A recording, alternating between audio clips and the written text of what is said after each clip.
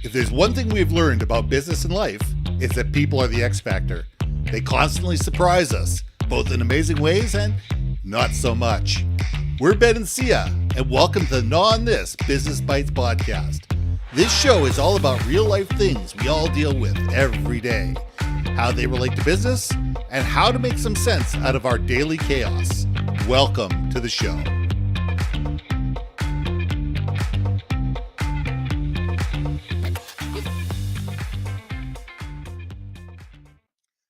And welcome back to another episode of Gnaw on This Business Bites. I'm Ben and this is Syya. And this week's question is this: do you know what's important to your clients? And how? How do you know what's important to your clients? Most of us assume. Most of us think, well, obviously this is important to our clients, because it's important to us. Obviously, this is important to our clients because we asked 3 people and one of them was our mother.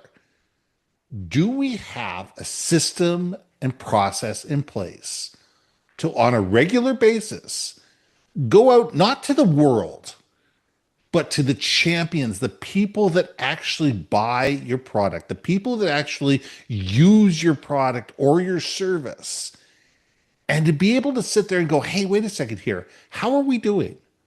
What are we doing right? What are we doing wrong? What could we do better? What are the things we're not doing that you'd really like us to do? And this would really cement the relationship with us. Too few of us actually take the time to go out to our clients. And the reason is a lot of us are afraid of what we're going to hear. And we need to nod this. So Syya, let's go.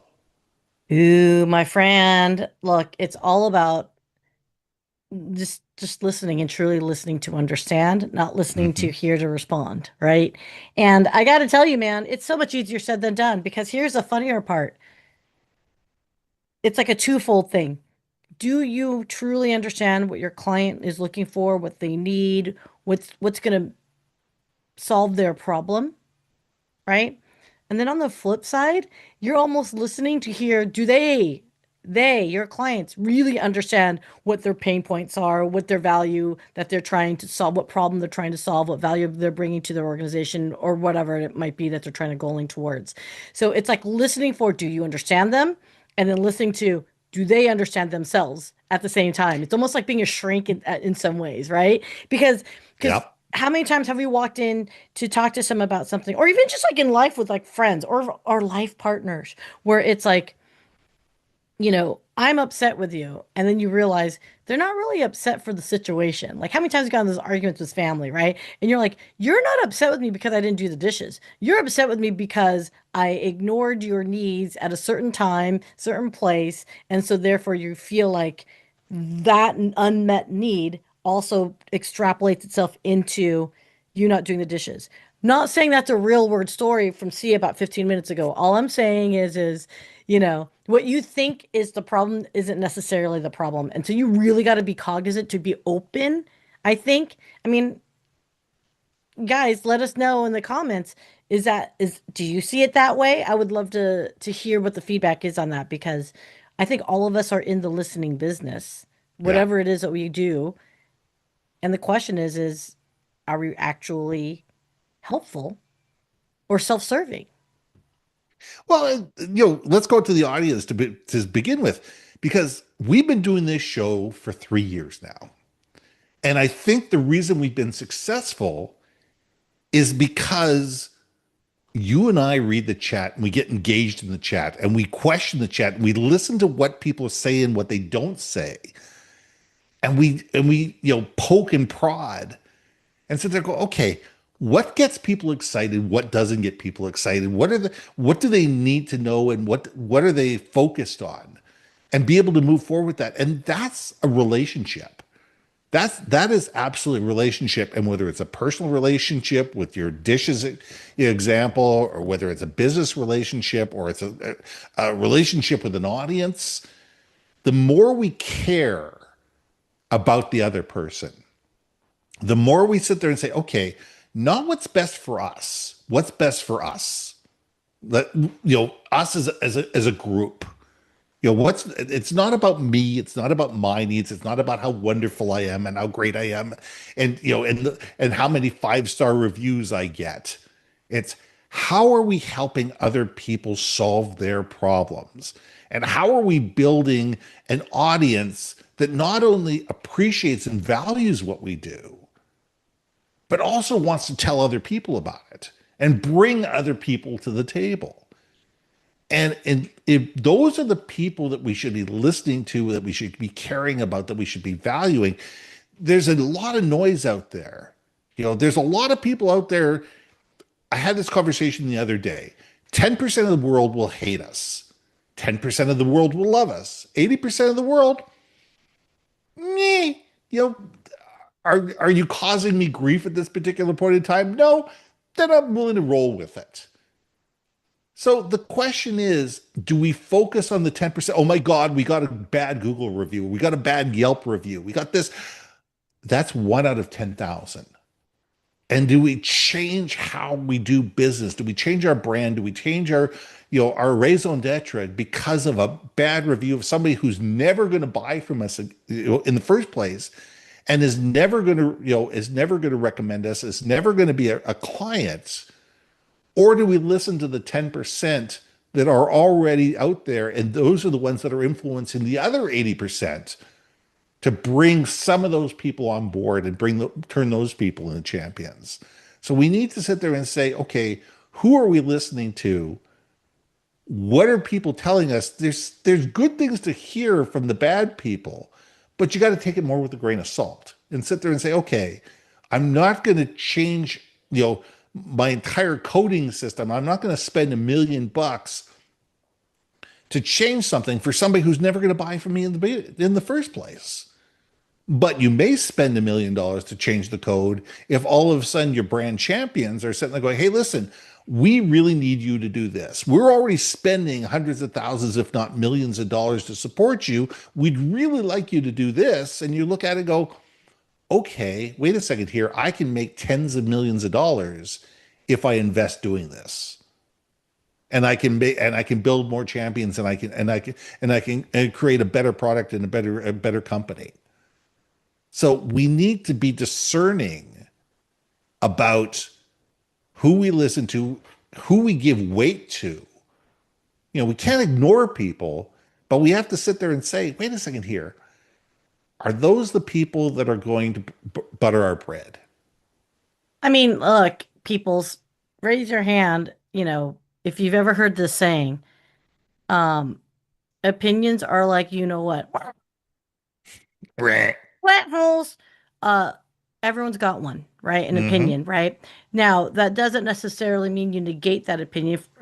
Sure, take the feedback, but like you say, prioritize that type of feedback. I think, I think understanding the motivation of someone is extraordinarily important to understand what is motivating them to talk to you in general, right? So Mm-hmm. we all know intuitively what problem are we solving as we keep talking about this. I mean, everyone that's listening to this like knows it's like ad nauseum. What value do we bring because we're solving a problem? We're not just, you know, I need help picking up this jar so I can drink it. It's like, no. What is their motivation? They're freaking thirsty, okay? Like, so what you're providing is the ability for them to accomplish their ultimate goal. It's not just to pick up a glass. It's so they can drink and be happy and healthy and whole, right?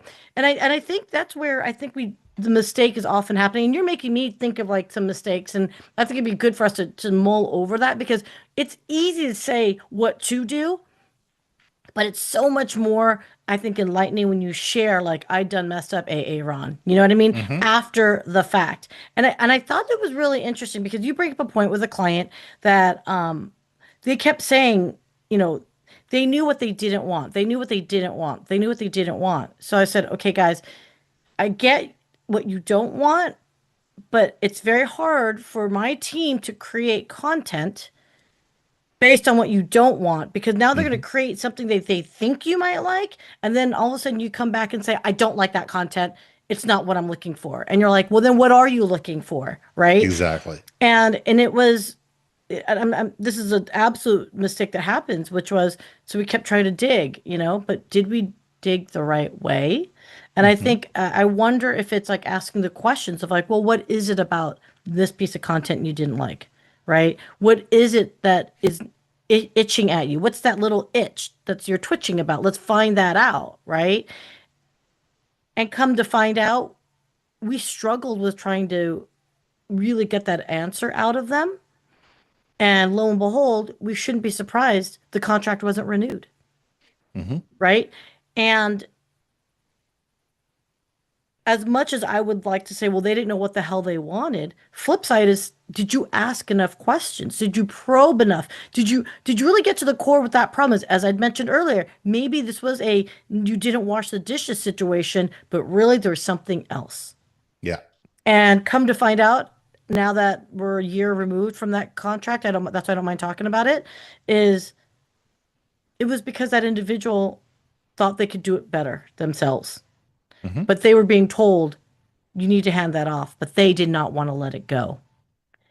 And And that's that's a different critical. conversation. That is a Hmm. different conversation. It wasn't, well, what is this? It was, okay, we understand that you're letting relinquishing something that you're passionate about and you love and whatnot. Let's really get to the nuts and bolts. In essence, they didn't want to let go of that baby. Yeah. Right. And so that's a totally different conversation than, oh, let me help you design something that picks up a jar to drink. So yeah, I mean, I think that it's those types of things that's not so cut and dry, right? And I think talking about in the real world context, I think audience, you tell us, give us examples where you were in a dishes washing situation, but it turned out to be way bigger, different than it really was. I'd love to hear the story because it's so easy to say, Ben, that like, oh, well, of course we got to dig. No, actually, let's really talk about what that digging is, right? Hmm. And sometimes it goes on to something that has nothing to do with you. How do you deal with that one? Has nothing to do with you. Okay, I'll just say for giggles, that person was going, not that situation I'm talking about, but another situation, this person was going through a divorce. They Yeah. hated the world. There was nothing at that point in time that they would have been happy and content with because they were not settled within themselves, whatever things that they, hired us to do. So it's kind of like, do you want to put this on hiatus? And sometimes, Ben, that's another thing.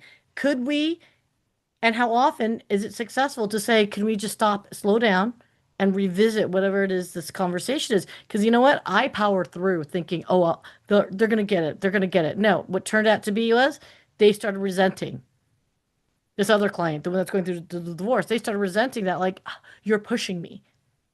And that was like the wrong thing to do. Yeah. And knowing the people that you're talking to, and everybody has their own minutia. Everybody has their hopes, wants, fears, needs, and desires.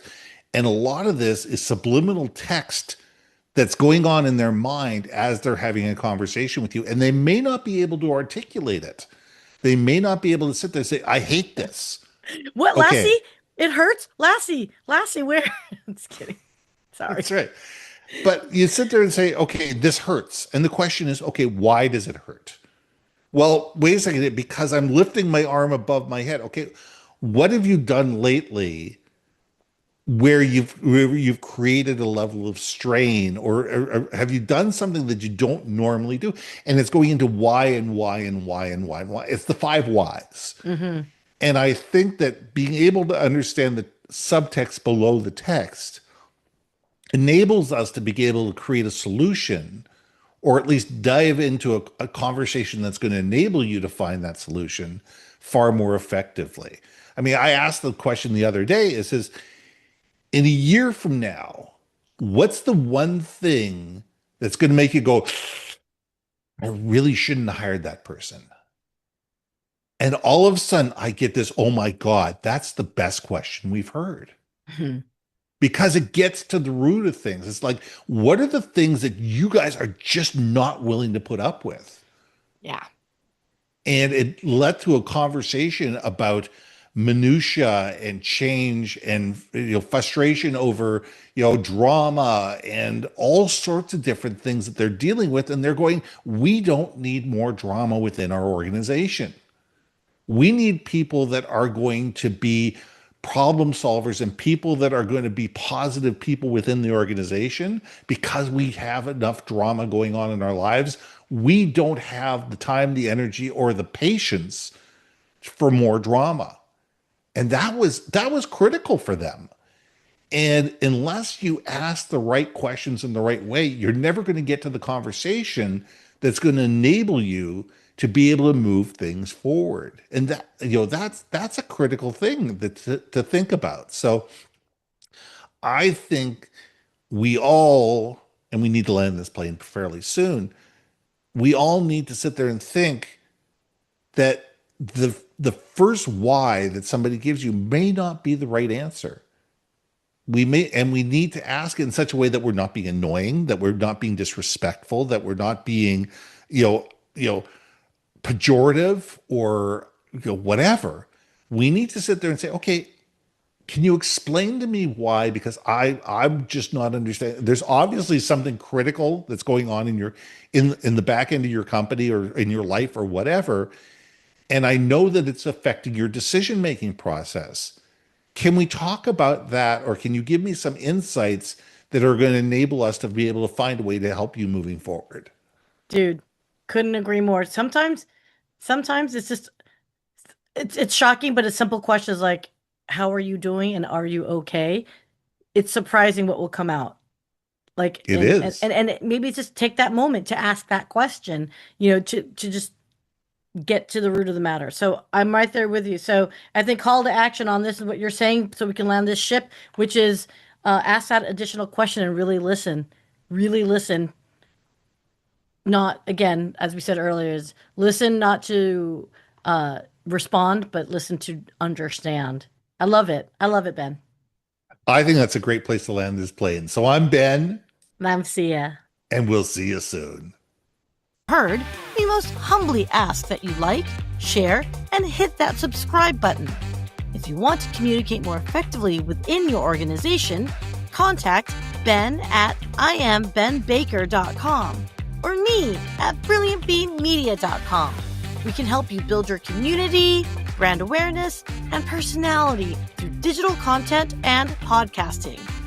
We cannot wait to hear from you. See you next week for another episode of Gnaw on This Business Bites.